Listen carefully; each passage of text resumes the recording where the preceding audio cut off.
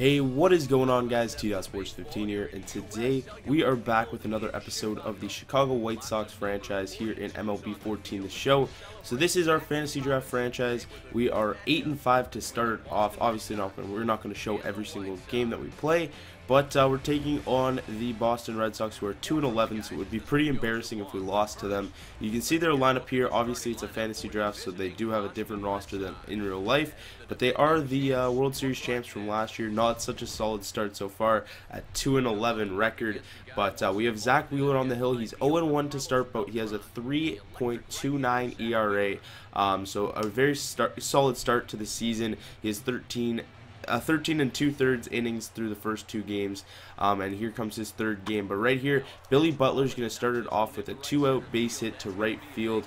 Stanton could not get to that one, plays it on a hop and gets it in. So now with runners on first and second and 2 outs, Howie Kendrick's going to get a base hit into left field. Melky Cabrera tried to come on thrown, but he booted the ball out there in left field, and he could not throw him out at the plate. So that would bring a run across for them. But right here, with Justin Smoke batting, he would ground out to the third baseman, Nolan Arenado, and that would do it for the top half of the first. So you can see our lineup here, pretty much the same as last game. I just threw Adam Dunn in there instead of Rajai Davis. He's batting .368 so far, so he's having a very good start to the season, especially for Adam Dunn. With a high average, he usually doesn't have a high average. But we're taking on Chad Billingsley. He is 0-1 as well, but he has a 2.56 ERA through two games, pitched 14 innings, so that's a very solid start for him to the season. But here in the bottom half of the first, Melky Cabrera with 1 out, he's going to scorch this one down the first base line.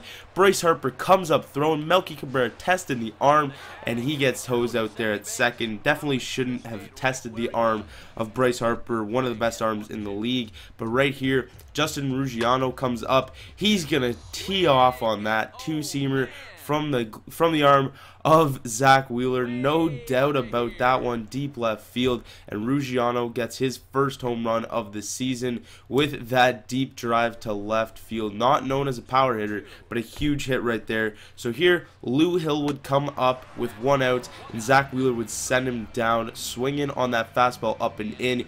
As I said earlier, he has a very, very fast fastball, but Stanton right here, one of our better hitters, our 4-spot hitter, he would go down swinging on that changeup from Chad Billingsley. But right here, James Loney is going to get this ball into the gap in right center field. Center fielder comes over to play it. Sin-Soo Choo picks it up off of the warning track, and Loney will be in there with a stand-up double into second base. So Nolan Arenado comes up with 2 outs and the runner on second base. Try to drive him in. He gets the ball past the third baseman, and the left fielder comes up throwing. No chance to score right there for James Loney coming from second base. They credited him with a reaching on error, but Jurickson Profar comes up next. He tries to drive in the runs, but he grounds out a chopper back to the pitcher. But Buster Posey comes up here in the bottom of the third with a runner on first base.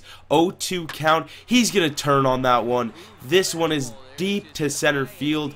Sin-Soo Choo back, jumps at the wall, but no chance on that one. Buster Posey ties up this game with 1 swing of the bat. A huge poke there to the deepest part of the ballpark here in US Cellular Field. A huge poke there for Buster Posey. And now coming up in the top half of the fourth, Ruggiano comes up. He has already homered in the game, but he gets down sent down swinging with the two-seamer from Zach Wheeler. Same pitch that he hit the home run off of. But right here in the bottom of the fourth, still a tie game. Adam Dunn comes up and absolutely tees off on the curveball, left hanging in the middle of the plate from Chad Billingsley, and that's going to hurt his ERA there. And Adam Dunn is raking in the home runs this season. He's batting over 300 through the first few games this season, and he is raking out there on offense. A huge poke there for Adam Dunn, no doubt about that one, and that would put us on top 3-2 here. So in the bottom of the fifth here, with 2 outs, Buster Posey comes up. He's going to scorch this ball deep left center field. This one has a chance as well. Shin-Soo Choo jumps at the wall. This one's going to go off the top of the wall. Left fielder picks it up, tries to get it in, but not in time. Posey is in there sliding feet first with a triple. So he has a home run and a triple in the same game. Stanton comes up next, trying to drive him in. With 2 outs, he would ground out to third base. Throw goes on to first, and that would be it for the inning. But a huge poke there for Posey doesn't result in a run. And here comes in Antonio Bastardo, fifth appearance of the season. He's definitely not pitching as well as he wants to with that 13.5 ERA, but hopefully he can improve on that here. Sends down Lou Hill, swinging there on that slider backdoor pitch there from Bastardo, and that would be it for that inning. We did have a quick inning there with Bastardo, a 3 up, 3 down, but Chris Perez comes in here to work for his 7th appearance of the season. And Melky Cabrera would take him for a ride to deep center field. Shin-Soo Choo once again, same spot as Buster Posey's home run, and he would jump at the wall, but no chance there. Cabrera takes him deep, and that would expand the lead here for the White Sox. And we are on the fast track to a victory here if we can get some good pitching here to close it out. But another huge hit there, 3rd home run of the game for the White Sox, and we are winning by way of the long ball. But here in the 8th inning, Jose Veras would come in. He's not had a good start to the season with that 12 ERA, but he's only pitched 3 innings 3 times, and hopefully he can improve on that here. But with a runner on first base, he would get the ground out back to the pitcher. He accidentally threw it onto second base, thinking that we needed a double play, but that was the 3rd out of the inning right there, and that would get us out here. But in the bottom half of the 8th, we would go down 3 up, 3 down, and no extra run support there. So Joel Hanrahan, the White Sox closer, he would come in for his 5th save opportunity. He has yet to blow one, and he has yet to even give up an earned run. So right here, Justin Smoke would come up, and he would get sent down right away with a strikeout with a high fastball up and in.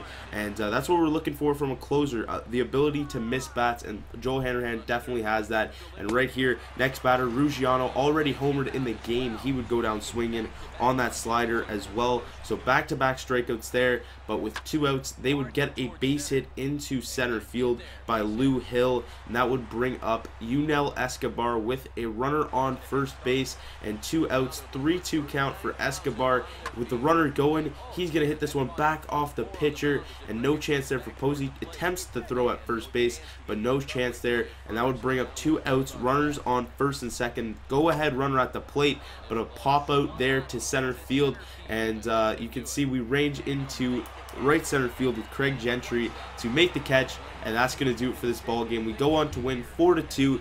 3 home runs were the only runs that we scored, were a 2-run shot and 2 solo shots. So a huge game here for the White Sox, and the Red Sox still only have 2 wins. They moved to 2-12, I believe. I think that was our 9th win or 10th win. But a huge game there for Buster Posey, gets player of the game, and we do get an extra. I believe the winning pitcher was Zach Wheeler, and the losing pitcher was Chad Billingsley, and the save went to Joel Hanrahan. So a very good game on all parts for the Chicago White Sox, and hopefully you can continue this success into the rest of the season.